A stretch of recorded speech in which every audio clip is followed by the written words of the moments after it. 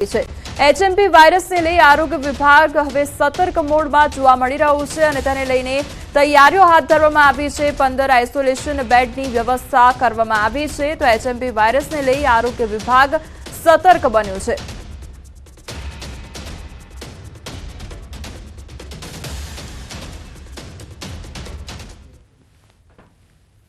ત્યારે અમે 15 બેડ એટલે કે 10 બેડ સિવિલમાં 5 બેડ અહીંયા 1200 બેડમાં બાળકોના વિભાગમાં એમ કરીને 15 બેડની આઇસોલેશનની વ્યવસ્થા કરી છે કે કોઈ પણ દર્દી આવે તો એને આપણે ઇમિડિયેટલી દાખલ કરી શકીએ। તો સિવિલ સુપ્રિન્ટેન્ડન્ટ ડોક્ટર રાકેશ જોશીનું નિવેદન સામે આવ્યું છે। એચએમપી વાયરસ જૂનો વાયરસ છે। 2001 થી આ વાયરસ આપણી વચ્ચે છે। તો ઇમ્યુનિટી સારી હોય તો ઝડપથી સાજા થવાય છે। તાવ જેવા લક્ષણો હોય તો તબીબની સલાહ લેવી જોઈએ અને ડરવાની જરૂર નથી। સતર્કતા ખૂબ જરૂરી છે તેવું કહેવામાં આવ્યું છે।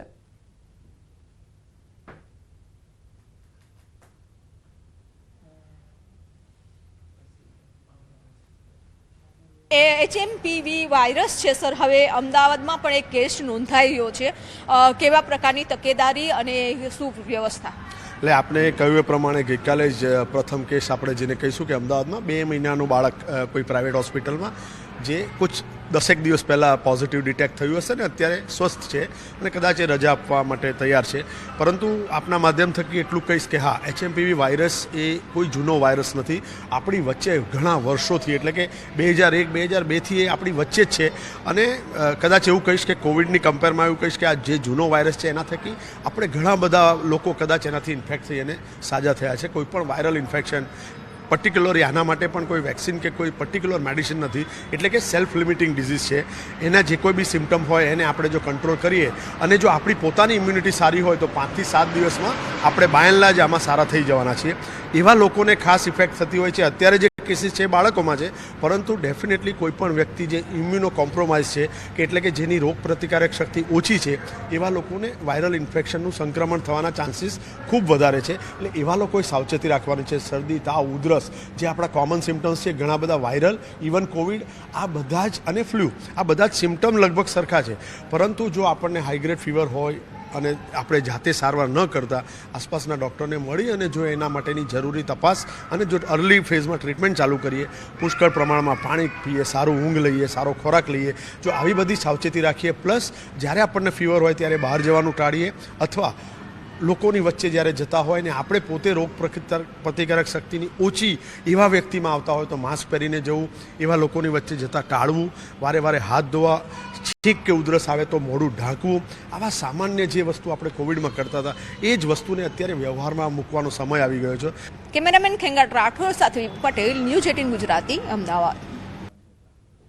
એચએમપી વાયરસને લઈ અમદાવાદ મેડિકલ એસોસિએશનના વાઇસ પ્રેસિડેન્ટનું નિવેદન સામે આવ્યું છે। તેઓએ કહ્યું છે કે આ શિયાળામાં થતો વાયરસ છે।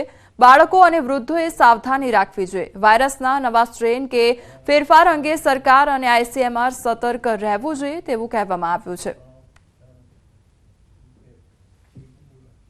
શિયાળાની સિઝનમાં રેસ્પિરેટરી વાયરસ થતા હોય, રેસ્પિરેટરી સિન્સિટિયલ વાયરસ છે, એડિનો વાયરસ છે, કોરોના છે, ઇન્ફ્લુએન્ઝા છે, એના જેવો જ આ એક રેસ્પિરેટરી વાયરસ છે। એટલે કોઈ પેનિકની જરૂર નથી અત્યારે, પણ સરકારે અને આઈસીએમઆરે ચાપતી નજર એના પર રાખવી પડશે કે આમાં કોઈ જાતનો કોઈ ફેરફાર છે કે નહીં।